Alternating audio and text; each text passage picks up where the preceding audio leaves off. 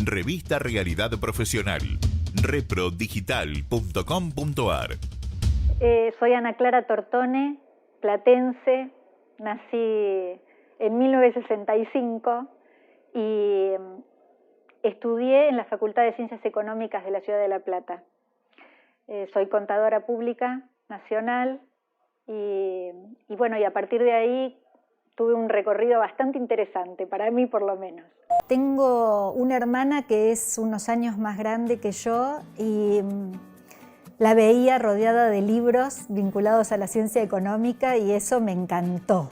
De chiquita es como que teníamos bastante diferencia de edad y veía los libros, esos cuadros, esos gráficos y bueno, así seguí, terminé la escuela secundaria y sin dudarlo me anoté en Ciencias Económicas. Terminaba de cursar la carrera y ya empecé como a tomarle el gusto a la docencia, me encantaba participar en la creación de esos momentos de aprendizaje y así que empecé como ayudante simple en la facultad, estuve en algunas cátedras como teoría y técnica de las organizaciones, en contabilidad de costos. Había algo que sí ya me iba diciendo desde ese momento que por ahí la parte que más me interesaba de la carrera de contador público tenía que ver no tanto con la elaboración de los balances o de los cuadros, sino con lo que pasaba después, con la toma de decisiones. Me tocó trabajar en una empresa familiar que había fundado mi padre y sin darme cuenta, gestioné y de alguna manera me dediqué a esa parte, ¿no? A tomar decisiones con la información que me brindaba el estudio de contadores que trabajaba para la empresa. Y así un poco de la mano de esas inquietudes es que se fue perfilando cómo fue la profesión, que creo que es bastante distinta de lo que es ser un contador público tradicional. Esta beta que tiene que ver con la producción audiovisual y un poco descubrir un mundo que es ajeno a uno hasta que, obviamente como contador público, ¿no? Hasta que uno lo descubre, año 2011, a raíz del nacimiento de uno de mis hijos. Yo tengo 3 hijos varones y esto sucede a raíz del nacimiento del segundo, del medio, que se llama Augusto, y tengo un sobrino que es director de cine y él venía a casa y compartía con nosotros lo cotidiano del día a día y empezó a notar algo diferente. Augusto tiene síndrome de Down y para nosotros es algo natural, como ojalá fuese para todos.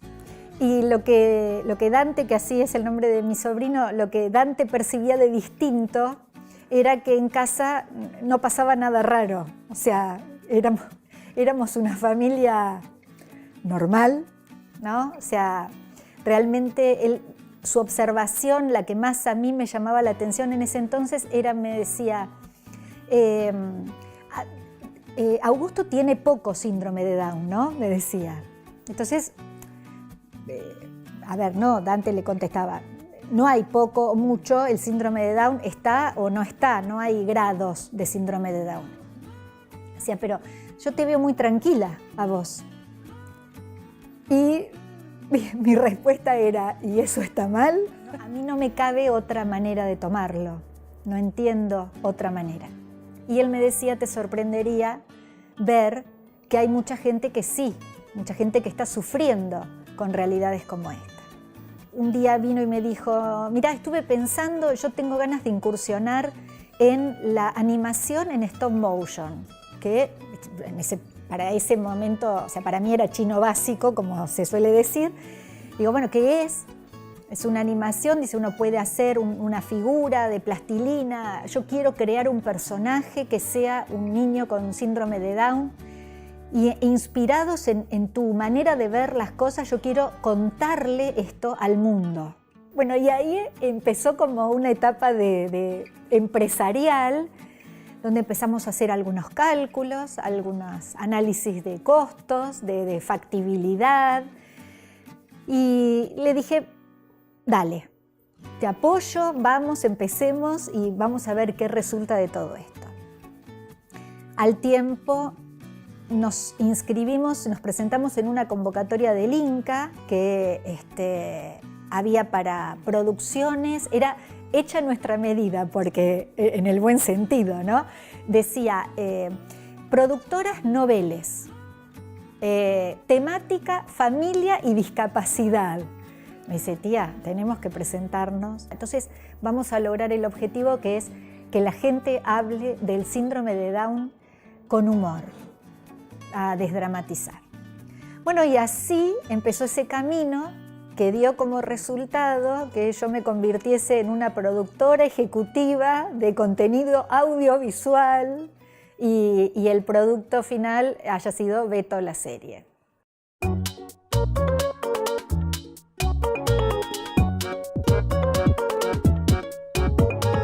Para animar un minuto había en promedio un mes de trabajo. Hicimos apenas 4 capítulos de 3 minutos cada uno.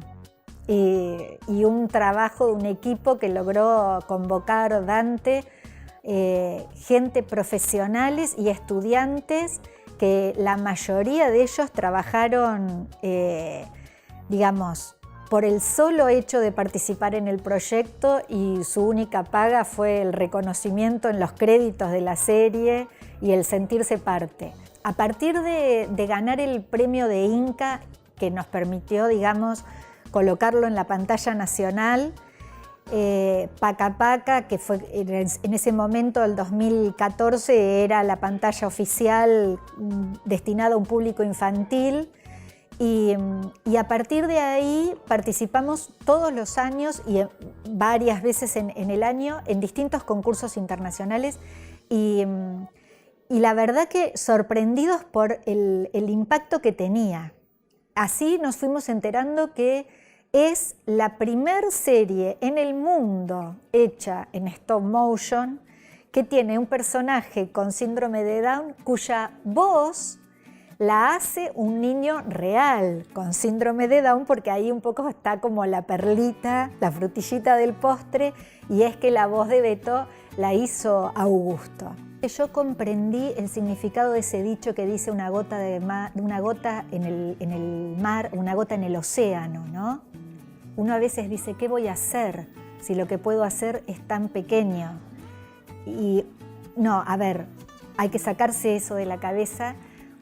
Todos podemos hacer algo, por más pequeño que aparezca al principio, desconocemos cuál es el impacto que puede tener. Beto me colocó a mí, sin quererlo, en un lugar casi como de consulta permanente. Entonces me la paso participando de actividades, de jornadas, de paneles, en donde mi aporte es esta mirada desdramática desde la familia, ¿no? Porque sostengo a partir de mi experiencia que la familia es el primer agente de inclusión, ¿no? Y esta palabra que está tan en boga y que felizmente ha tomado, digamos, ha ganado los primeros lugares que en este último tiempo, viste que hay como de una época a esta parte es como que el tema de la discapacidad está como encontrando espacios de conversación y de visibilización. Fundamentalmente algo que suelo decir, porque yo lo desconocía y me parece interesante marcar que es que el síndrome de Down no es una enfermedad, es una característica genética. No siendo una enfermedad, eso abre un sinfín de puertas, igual que la mayoría de las discapacidades, que no son enfermedades. De alguna manera, el concepto de enfermedad siento que a uno lo llena de miedo y de preguntas sin respuesta. En cambio, cuando a vos te tranquilizan y te dicen la discapacidad no es una enfermedad, bueno, ya hay gran parte de la cuestión solucionada. A partir de ahí, entonces, si no estamos hablando de enfermedades, estamos hablando de personas con discapacidad. Pero eso es un detalle.